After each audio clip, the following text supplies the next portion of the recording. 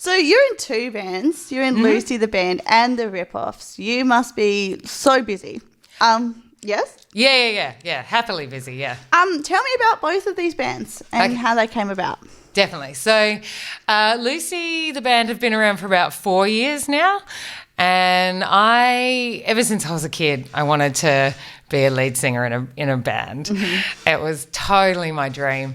And I was too scared to even try until my early 30s. So I'm 39 now, and so I wasted so much of my life being scared. And it was only when I became friends with Liam from the Systematics, and he literally gave me an electric guitar and gave me a little practice amp and insisted that I don't know what he saw. He just could tell that I had it in me. And I remain really, really grateful for that. And so he was originally the drummer in Lucy. For a little while. And then, but drumming's not really his thing. He was just doing it just to help me out. So Lucy's been going for about 4 years, and it's quite melodic and quite 90s Riot Girl-ish. Lots of clean guitar mixed with distortion and stuff like that. And then the Rip-Offs is with my amazing husband, Herman. And we are just like a punch in the face. We are so heavy and so full on, and it is so fun. Yeah. They're really different bands.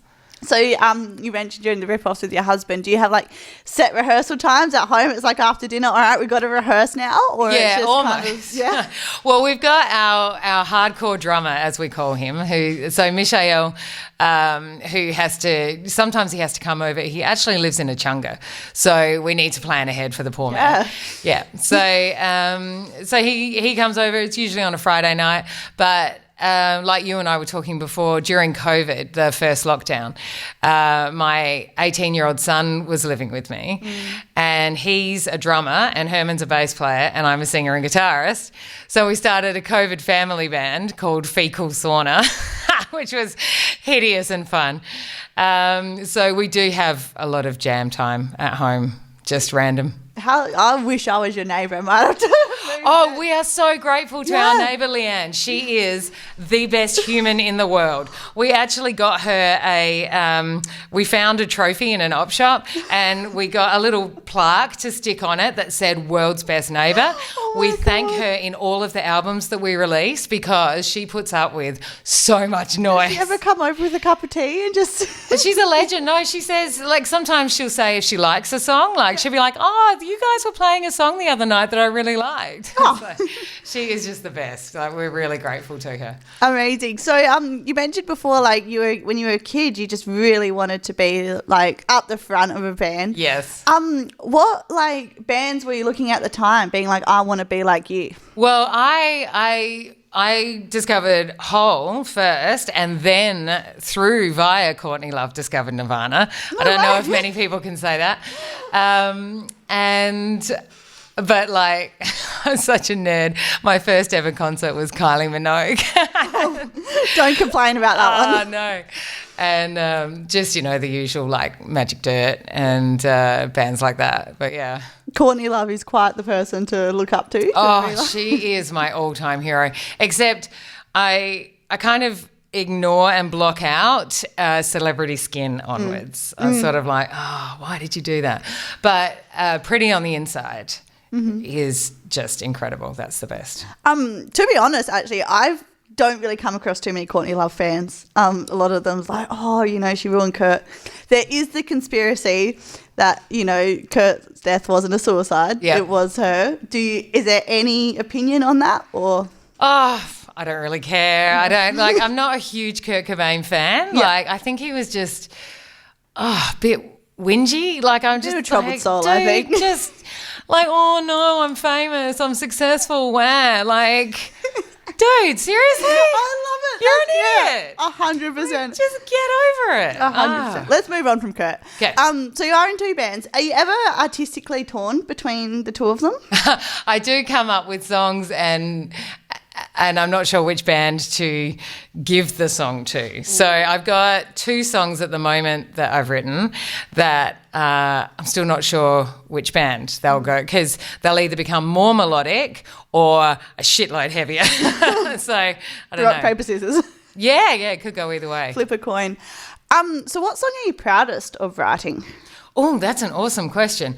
I'm quite proud of the Rip-Offs have a song called Problem Child, which is, I'm pretty stoked with that.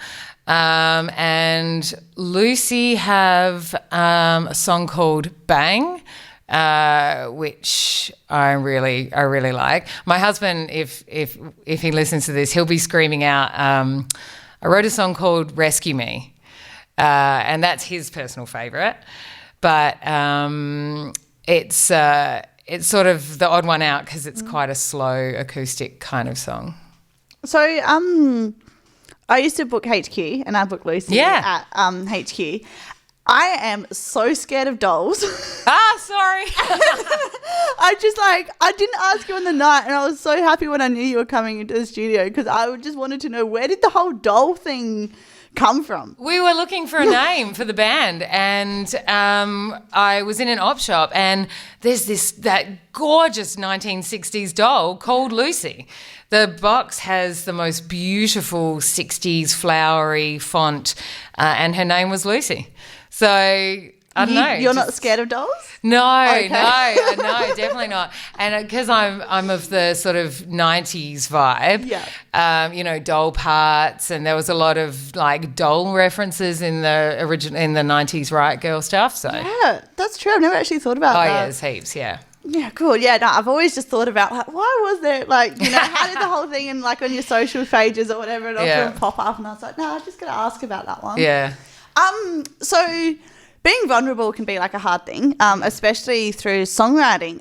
But you mentioned to me you like to focus all of your songwriting on like the toxic traits, I guess you could say, that women like put onto each other. Yes. Yes. Tell me more about this. Oh my goodness. I have a bit of a conflict inside me, because I have a very, very sunny, happy disposition. But as I was growing up, I was repeatedly sexually abused by 2 people as I was growing up. And so inside me, I have this strange mixture of an immense amount of hurt and rage and a naturally sunny, happy disposition. So I have this real kind of divide in me. But a lot of the rage from my childhood is actually, I find it's directed towards, I went to an all-girls private school, which was a nightmare. And those girls, it's like they could smell the abuse on me, and they withdrew from me completely. And just hung me out to dry. And that's a phenomenon that happens to a lot of sexually abused girls. The girls around them instinctively withdraw, and the mothers withdrew their children as well. And that isolated me more and drove me further into abusive relationships with men as I became a teenager, because I was so damaged and so isolated. And so while, yes, men may be predatory, women I found to be cruel. And the hurt and the rage. I mean, yes, of course, I hate the men that sexually abuse me, but the betrayal of those girls and their mothers. It wasn't just the girls. You can't just say, oh, it was just the kids. And like when you're going through something so horrific like that, it's the girls that you need to like be able to depend on. Yes. So I really struggle when I look at girl power and girl squads, because it's those girls that didn't want a bar of me, and I feel that phenomenon drove me further into the arms of abusive people.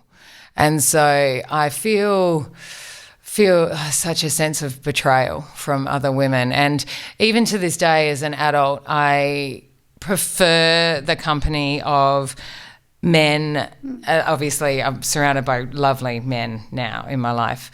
And I prefer that because I trust them more. Emotionally and psychologically, I trust them more. Was there a defining moment in your life where you felt yourself be like, no, I'm going to take my power back and, you know, not, I guess, I don't know if you can ever move on from that, but, you know, start writing about it and that healing process start beginning? Yes, not until my early 30s when Liam handed me that guitar.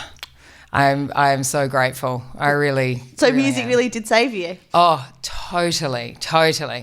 I'm sure I would have developed some kind of cancer by now inside me if it hadn't been for distortion and electric guitars. So 10 years ago, we mentioned, you know, you were looking up to the singers at the band or whatever.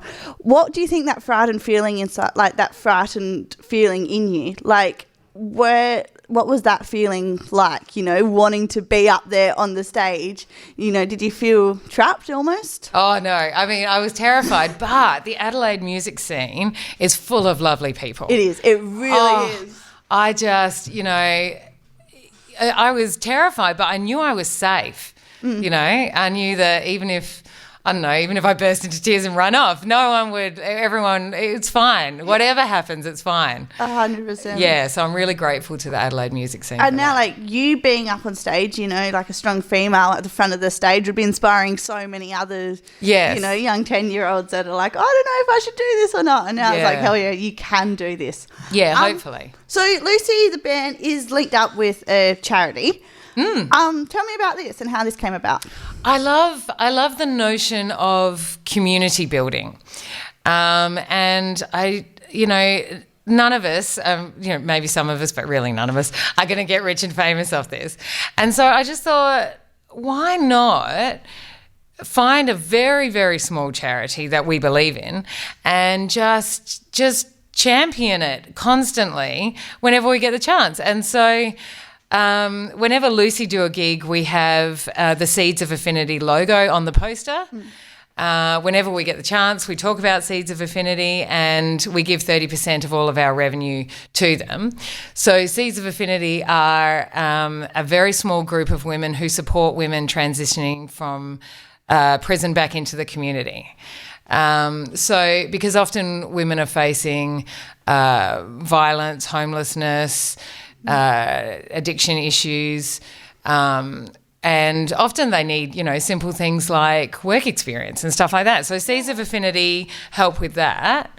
And it's just a lovely feeling to know that what you're doing is just a little bit more than just music. 100%. Yeah, and that music is just kind of the wraparound around everything. So I'm super inspired right now, to be honest. Like, this is the best chat I've had it. Like, cool. I really love it. So I just want to know from you, you're doing all of these amazing things and I have no doubt are impacting so many people's lives. What do you think everybody could do watching this interview? What could they do in their everyday life to just, you know, make the world a bit of a nicer place at times? Oh, that's another awesome question. Just support all the small people around you that are trying to do little tiny creative things, like, because it feeds the person that's doing it psychologically and it gives back to the community as well. There's a saying that says, if I am well, my community is well. If my community is well, I am well.